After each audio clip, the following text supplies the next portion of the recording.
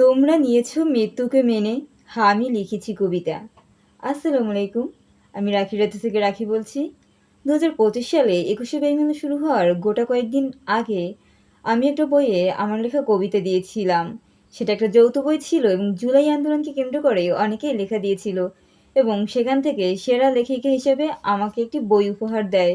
বেশ কয়েকটি কবিতা সেই বই আমার রয়েছে। বইটির নাম ছিল জ্বলন্ত জুলাইয়ের ক্লান্ত কাব্য, যেটা বইমেলায় বিক্রি হয়েছে।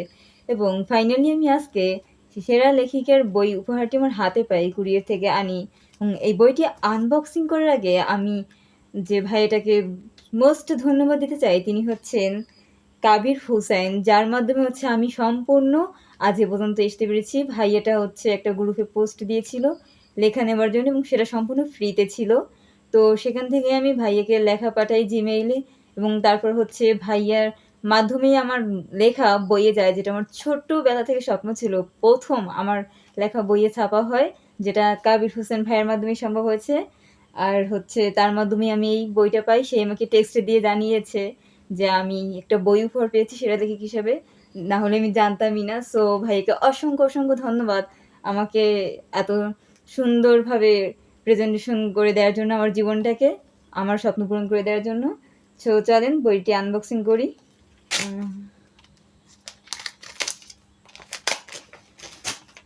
ভাইয়াটা হচ্ছে আমাকে একবার টেক্সট দিয়ে জিজ্ঞাসাও করেছিল যে আমি বই এনেছি কিনা, বাট হচ্ছে আমি একটু অসুস্থতার কারণে বইটা আনতে পারিনি।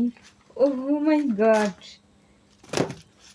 সিরিয়াসলি এই বইয়ে আমার লেখা কবিতা আছে, এবং এটা কাবির হোসেন ভাইয়াদের সম্পাদিত করা বই, জ্বলন্ত জুলাই এই ক্লান্ত কাব্য। ও মাই গড, যে বইটা হচ্ছে আমি অর্ডার করি নাই, যেহেতু হচ্ছে ভাইয়েরা বইটা ছাপিয়েছে, বাট সম্পূর্ণ ফ্রিতে তারা লেখা নিয়েছে, কারো থেকে 2 পয়সাও তারা নেয় নাই।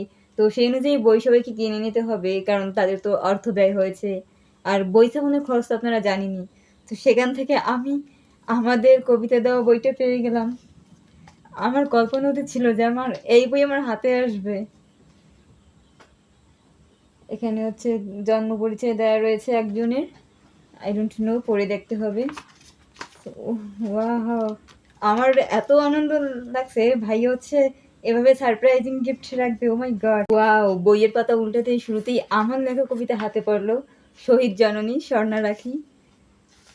সেই যে খোকা কোঠা আন্দোলনে গেল, হার তো খোকা ফিরল না।